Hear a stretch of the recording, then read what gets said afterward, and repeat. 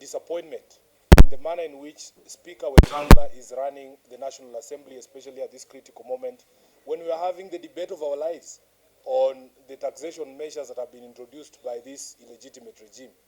Number one, we as members of the Senate made a formal request through our clerk, the Honorable Jeremiah Nyegenye, which was transmitted to the clerk of the National Assembly, that we would want to be part of the deliberations today by sitting quietly and following debate in the galleries in the National Assembly. I am also, as SG of ODM, have been designated by my party as the chief agent to count the votes of our members of parliament. And that is a job I expected to do from the public galleries in the National Assembly.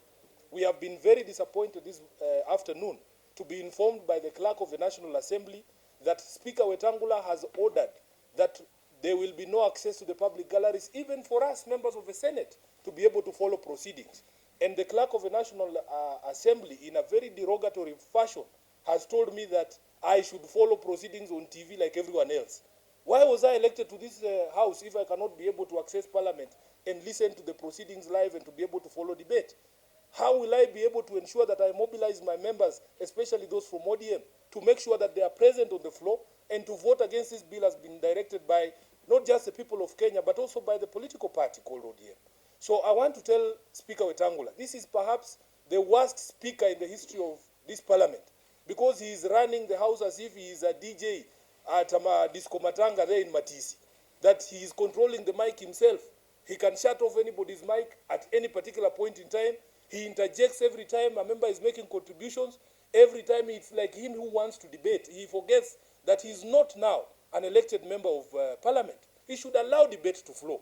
And this is a problem when you have partisan people who are still party leaders of their own political parties to run a national institution such as the National Assembly. So we want to condemn Speaker Wetangula and to tell him he's the biggest coward in this country. He is afraid of the people. You can see the sort of police deployment that is out there. That is essentially supposed to protect members of parliament from the public. I am not afraid of the members of the public. Why should members of parliament be afraid of members of the public? These are the people who elected us. And to add insult to injury, he is closing galleries that are essentially supposed, if you read the Constitution, parliamentary debate is supposed to be open to the public. And I'm not even speaking as a member of the public. I'm speaking as one of the members of parliament. How can I be denied access to the National Assembly, to listen to debate, and to execute my role as the returning officer for ODM, to make sure that we have all our votes against this finance bill? Number two, before I let my colleagues speak, we are extremely proud as leaders in this country, as young leaders, of the young people who have taken to the streets to demonstrate their displeasure at how this government has treated us repeatedly over the years. We told them that if you close your ears to the people, they will slap those ears until they open. And that is what is happening here. So we want to encourage those young people, fear not, this is your country. This is your country, and I hope this movement does not die here. Anybody who is afraid of those young people there has a good reason to be afraid of those people. In fact, this vote should not be taken here where there are police cordons. Each of the 290 members of parliament should go back to their constituencies and vote from there, so that we know the truth that you are a representative of the people.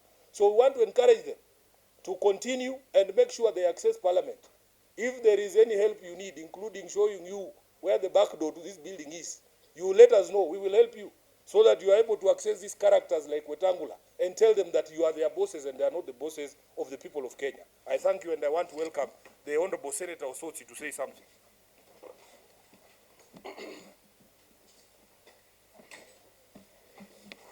Thank you very much.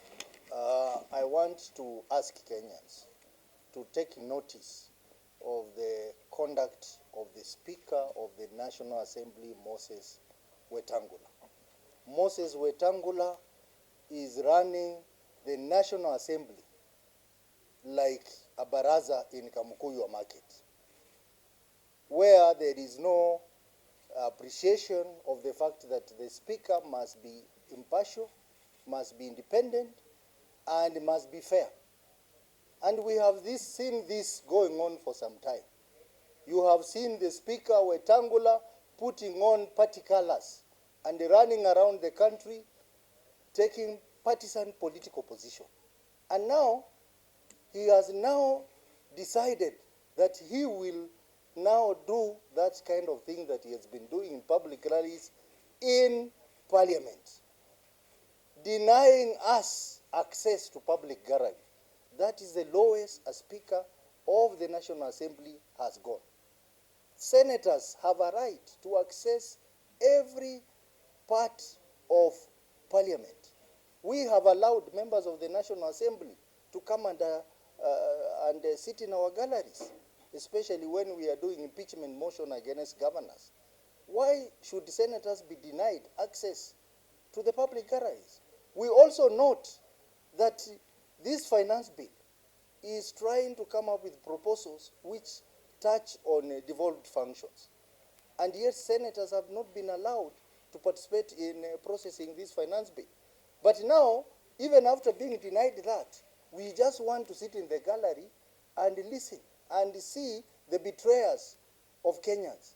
And Senator and Speaker Wetangula cannot do that, because this is a speaker who is not just a speaker, but a hearing of the Ruto government. The decision he's making, he has made various decisions, like the decision in the matter regarding Sabina Chege. That decision was made outside the provisions of the standing orders and outside the law. So we are calling upon Kenyans to watch this Speaker Wetangula, and we are also asking members of Parliament who are very objective to come up with a motion to impeach this Speaker. Correct. Because this country we cannot allow Parliament to be hijacked by State House. We cannot allow Parliament to be hijacked by Kenya Kwanza. We are very disappointed with the Speaker Wetangula, who also happens to be a former member of the Senate. If we can treat senators this way, what is he going to treat Kenyans, whom is supposed to give objective leadership in the Senate, in the National Assembly? So we are also supporting the young people who are outside there demonstrating, and we know that many, many other Kenyans are disappointed with this regime. The regime that is overtaxing us, and we do not know what they are doing with our taxes. We ask Kenyans to come out and demonstrate wherever they are. Thank you.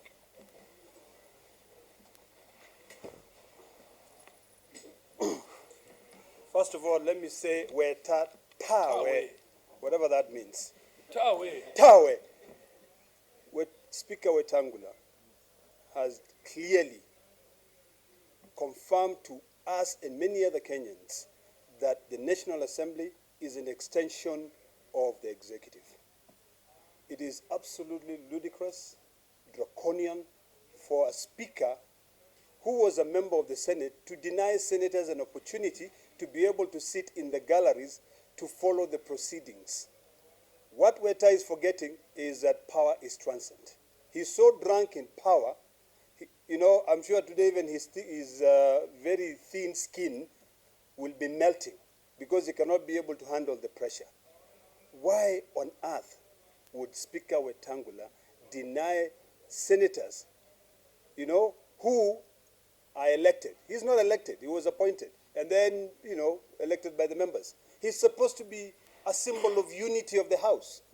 But when he decides to come up with his own laws, this is something really that we should worry about. I have mad respect, mad love for the Gen Zs, for what they're doing. We need intergenerational fairness. It is not right that this generation, which is led by Speaker Wetangula, is continuing overburdening the future generations. So what the Gen Zs are doing out there, the Gen Alpha, they are trying to protect their children, something that Weta is not doing. And I think it's about time that as Kenyans, we now need to start changing the system of public participation. The real public participation is happening out in the streets. If you go to Eldoret, mad respect for you. Today, you drop down the wheelbarrow from up the roof. It shows that this administration is dead, So what we are saying is that there is more to come. People used to think that Raila is the only one who will come out there. We told them. And now whatever we told them, we professed, we We prophesize, it is happening, and it is going to be punitive. Finally, I think it is important for any leader, and particularly Weta, to realize that power is transient. He will not be a speaker of the National Assembly forever. We were just meeting with the former speaker, who is now the Attorney General. You know, people come and go. People come and go. You will not be a speaker forever. So even if you've turned Parliament into a military compound by making sure that you restrict access into Parliament, I can tell you this. The way you are extending Parliament to become an extension of the executive, you are trying to kill devolution, you are trying to kill democracy in this country. We, as young leaders as well, we will not succumb to your stupid threats. We will not succumb to your illiteracy, because there's nothing I can define this. You know, I mean, I agree with Sifuna. The guy is acting as if he's not only a chairman of, hooligans, but he's acting as if he's a DJ in a matanga. Seriously. I want to remind him what I told him in the Senate, that a man with one cow can never be a chairman of a kettle dip. There is no way he is going to be a leader in this country going forward. The Gen Zs have said no, and we have also said no. Santi. You know, there are various ways of participating in this. I left my house, respecting the rules of the house, put on a suit and a tie, hoping that as an elected member, I can follow these proceedings here. But now that we've been denied access, I think I'm going to take off this suit and join the young people in the streets, because I think this is the only language that this government understands. At this particular moment in time, really, mimi ni kama wao tu. Wao hawawezi ingia bunge, mimi siwezi ingia bunge kwa sababu ya Weta. So afadhali tuende huko nje tukapigie kelele huko nje. Kuna swali lingine? Yeah. What about the group of traitors among those who voted support? The consequences. Let me just say this, that the High Court has handed us as political leaders a very solid weapon after declaring sections relating to the recall of members of parliament unconstitutional, because the previous parliament had made it impossible for you to recall members of parliament.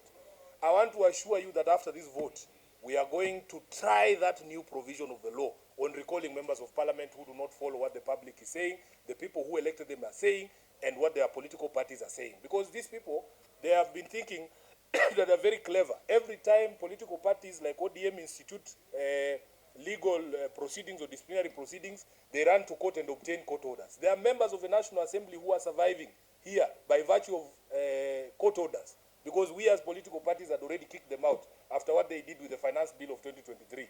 I am telling you now, after the decision by the High Court, making it easier for us to recall members of parliament, we are going to pick two. And I can already see their names. We are just going to pick two of those people and demonstrate to them that they are not the bosses of the people, but the people are their bosses. You know them. You know them.